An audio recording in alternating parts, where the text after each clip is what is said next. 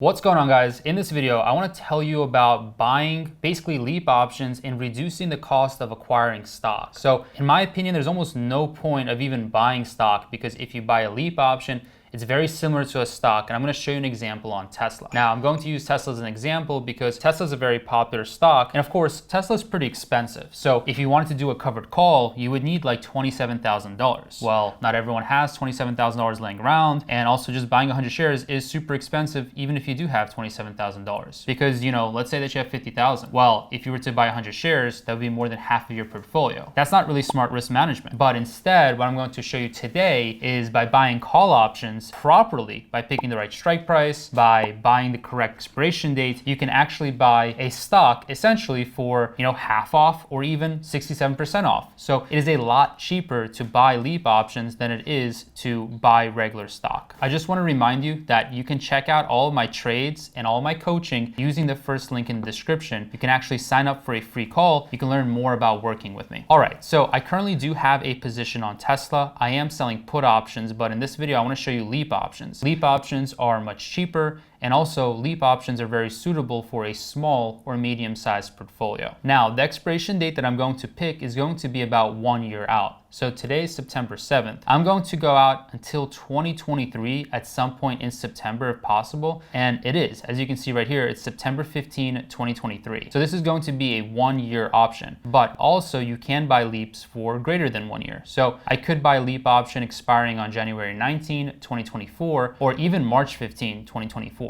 But for the sake of this example, let's go for September 15, 2023. So this leap option that I'm going to show you is exactly what I would do if I had a smaller portfolio. Now, if I had a smaller portfolio, I wouldn't have as much collateral or capital to really deploy on a single stock. Again, if I were to buy 100 shares of Tesla, it'd be $27,000. But instead, I have a really good idea for how to reduce the upfront cost. So here's how it works. You're basically going to pick a leap option or a call option, right? Same thing. So a call option and a leap option are the same. The only difference is that a leap option is 1 year out. So a leap option is 1 year or greater, and that's why they call it a long-term option, which is a leap option.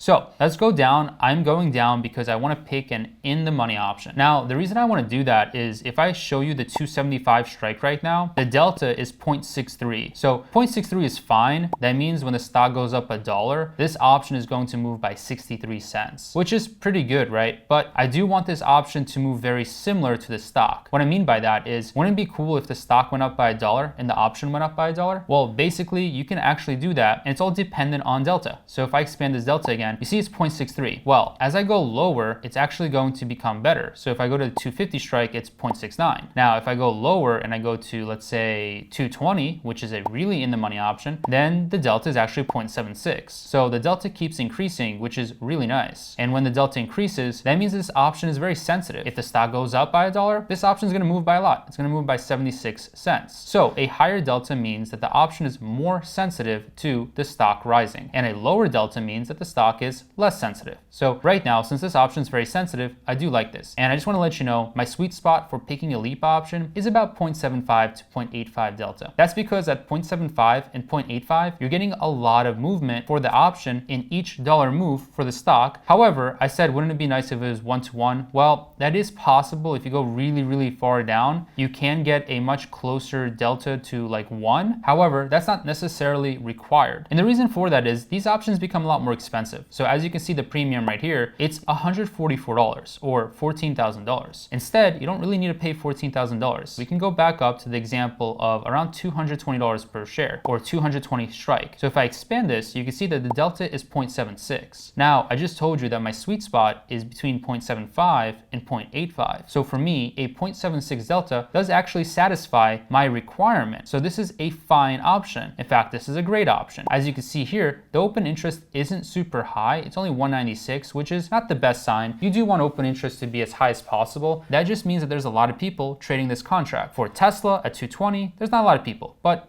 that's not the end of the world. So if I actually go down to, let's say 200, I am going to guess there's going to be a lot more open interest. And in fact, I'm correct. There's 450 open interest. So that is a little bit better. That actually makes this option easier for us to trade because in the future, more people will be trading it based on the current open interest. However, not really concerning volume because as this option approaches September 2023, there will be a lot more volume because there's going to be a lot more short-term traders in this position. So for that reason, I don't really mind buying the 220 call option, and the 196 is not really alarming to me. I know that everything will be fine given some time. If you look at the volume is 0, which is also fine. It's not the end of the world. If you look at the bid-ask spread, it is quite wide. So it's at 95.15 cents and $97.95 cents. So somewhere in the middle is where you will get filled. A lot of people will try to buy an option for $95.15 and they wonder why they aren't getting filled. Well, that's because you need to pick a price in between the bid and ask spread. Just because the bid says $95 doesn't mean that you can buy it for $95. And just because the ask is $97 doesn't mean that you can sell it for $97. In fact, you're going to pick a price right in between, around $96. So anyways, let's pick this option right here and let me show you what's going to happen. So in the first example, if you were to buy Tesla stock, it would be $27,000. However, by buying this 220 call option, I'm only paying $9,795. So I'm basically getting more than half off to still own Tesla stock and still basically have the right to 100 shares of stock. That's because each option is giving me the ability to own 100 shares of stock. And because each option is 100 shares of stock, I'm basically controlling the same 100 shares, but with a much less upfront cost. Now, I will say one downside. So one of the downsides to this strategy is that Tesla is currently $273. However, buying a call option means that our break-even price, which is our strike price plus our premium right here, is $316.55. So the break-even price is pretty high and is a lot more expensive than the current price of $273. However, you are deploying leverage, and you have leverage because you're only paying $9,795. So